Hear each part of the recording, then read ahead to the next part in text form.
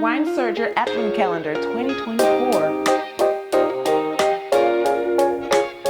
And it is clinging to the sides of the glass. It's so beautiful.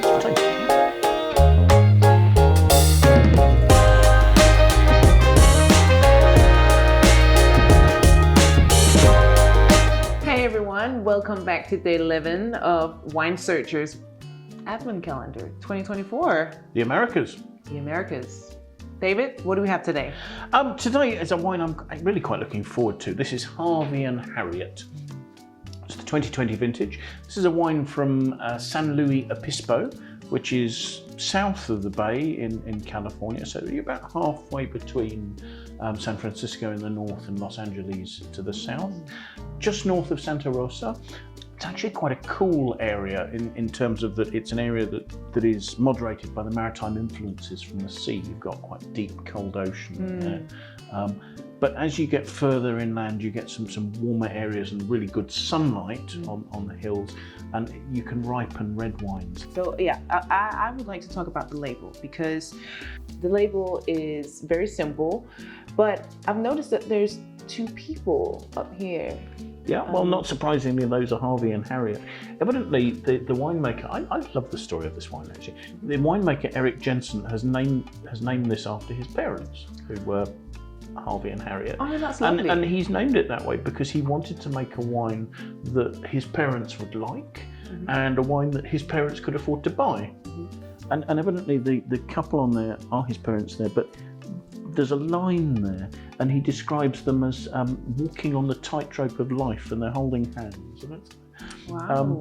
I saw a suggestion that this would be a great wine for a wedding rehearsal dinner. For that Absolutely, reason. absolutely. And I think actually it fits quite nicely into the idea that it's a wine that everybody should like. It's a wine that's supposed to be quite approachable. Yes. What does it mean when you say the wine is approachable? Just in terms of quite forward flavours, not too much in terms of harsh acidity or harsh structure. I'm expecting this to be quite a sort of warm, rich, inviting wine with lots of ripe fruit.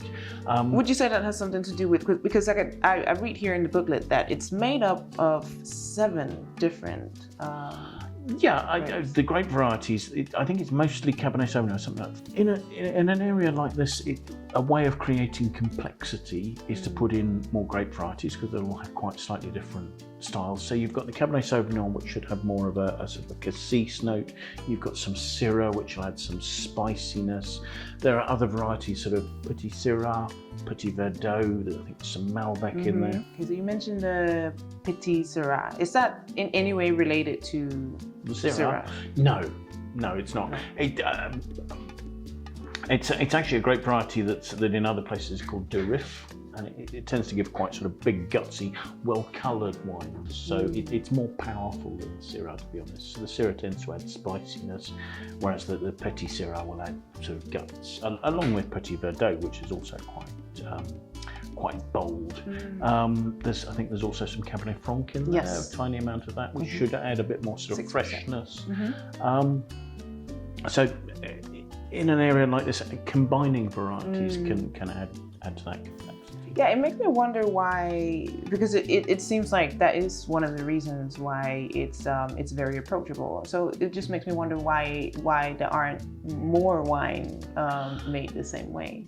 I think there's a certain unpredictability of style in the blended wine sometimes. I also wonder whether this is a wine made, I think, from fruit that the winemaker Eric Jensen largely buys in. I mean, he has another company, the Booker Winery, where they've got something like 100 acres of vineyard planted. But I think possibly he may use a small amount of his own fruit, but I think this is mostly bought in. So something of the blend may be what varieties are available. He talks about this being a wine that's made from the best vineyards, from the best selection of the barrels, by the best winemakers. So I think that's maybe an oversimplification. What I would say though is he then ages it. It then gets aged for 18 months in oak. And so I read somewhere that there's oak and then there's new oak. Is there difference? Yeah, I mean, it's just a question of it being. I mean, this 60% of this ages in new oak, and the balance in older oak. So the new oak component will give oaky flavours. So things like vanilla, cedar. You'll get sort of spicy notes such as nutmeg and cinnamon coming from it. Whereas the older the wine gets, the less of that flavour influence there is, and the more the fact that it's in the barrel, it is just allowing oxygen to get into the wine to slowly stabilise it and to fix colours and to fix flavours in there. So you get both those influences there as well. So should we have a taste? Yeah, absolutely. I'm excited about this one. I think we should be. It's a lovely deep dark colour. I think that's virtually opaque. I can just about make out the stem of the glass as I look down through it. But there's a vibrancy to the colour. It's very deep. It's beautiful. It's sort of an almost black purple. So it's throwing some fairly prominent tears on the side of the glass. So what do you think of the aromas? They're lovely and intense, aren't they? There's a beautiful rich fruit to them. I'm thinking of sort of black plum, that sort of like dams and bullace, those sorts of things. Black cherry maybe? Yeah, definitely black cherry. And then there are some savoury elements in there. I'm thinking of sort of black olives, almost tapenade, sort of like. Yeah, definitely. It has a very, I don't know if I would call it spicy, maybe peppery smell to it. Yeah. There are a few things. I'm getting sort of spiciness, and I think some of that's coming from the. There's almost a pepperiness from the fruit, but then there are some notes from the oak, some sort of nutmeg, cinnamon, those sort of notes. Yeah. There's almost a toastiness. There's a lot going on in those aromas. They're quite powerful.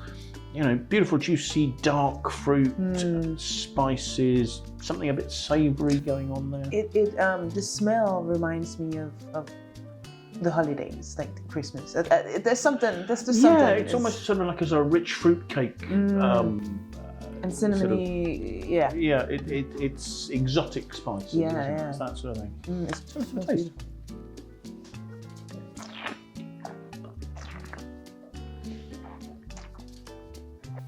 Dry, it's rich, it's quite generous. So it's very rich. It's almost velvety texture. At the same time, chocolatey smooth. Yes. Yeah, definitely. It's one of the things about barrel aging that it'll give those sort of chocolatey notes. Is it? Is that where? Yeah, chocolatey and I suppose vanilla notes coming in from the oak as well. That's a component in the oak. It tastes very alcoholic. Like it tastes like it could be higher in percentage. Yeah, it almost feels like sort of a 15% alcohol wine. It's sort of rich and it's gutsy. And I think some of that, actually, the wonderful concentration is coming from the grape varieties such as the Petite Sirah in there, which has got a bit more body than the Cabernet Sauvignon will have. What does, why is it named Petit? It almost sounds counterintuitive. It's called Petit Sirah because the grapes are smaller, and the smaller the grape, the more skin you've got and less juice. And so the more concentrated the fruit's going to be, and I think that's giving some of that intensity. It's almost got a licoricey concentration on the mid palate there. Yeah. But yet there are still those lovely sort of red to black fruit perfumes. There's a sort of a plummy freshness, and those notes coming from the oak, the cedar, the cinnamon, the nutmeg. Yeah, I think initially the first thing you taste or the experience at first is very fresh. I wouldn't even say light, but there's something about it in the beginning, and then when it settles, that's when the fullness and comes. The richness sort of starts to open up on your palate, doesn't it? Yeah, I mean, this is not the most subtle or elegant wine, but it's certainly performing in terms of delivering, a nice full-bodied richness without a harshness. I think this is a wine that's been very carefully blended to make a wine that's going to appeal to a broad spectrum of people. I mean, I think an everyday wine drinker will enjoy it. I think somebody I'm enjoying it. But I also think that sort of real wine lovers will enjoy its generosity, and it's an everyday drinking wine, and I think it's actually quite well priced. Also, Yeah, it's I priced mean, at $28. and yet it's got a score of 93 out of 100 from It's a very high a score. well-known critic, James Suckling. So yeah, I think it's a wine that delivers value for money, and I think I would have this with like pasta, nice pasta dish. yeah, it's generosity. It may seem like a sort of a bit of a cop-out, but that would be great with pizza. Yeah. You know, easy drinking. Yes. Social situation. Absolutely. And it would Hence please- the rehearsal, the wedding rehearsal. Exactly. I think the wine has an incredible concentration, and that's one thing worth mentioning about it. I mean, this is a wine that probably aged for 10 years quite happily, if you want to. I don't think you need to. I mean, it's lovely, soft and juicy and drinkable now. But if you wanted to put it away and sort of see how it developed, that would be quite an interesting thing to put a few bottles away. Well, that's just great news, and exactly why it's great to have the Advent calendar and taste all these wines out. You can get your wines now, and then you can save them and store them for some of them. It's a journey of exploration, not just for now, but for the future. Exactly.